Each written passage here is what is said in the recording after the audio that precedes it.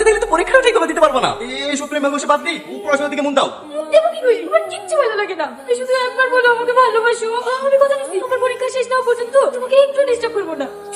তুমি বুঝতে পারছো না কেন? আমি তোমাকে ভালোবাসলেও আমাদের এই ভালোবাসা তোমার ভাই জীবনে মেনে নেবে না। সব নেবে, ভাইকে রাজি করাতে দায়িত্ব আমার। তুমি শুধু একবার বলো না আমাকে ভালোবাসো।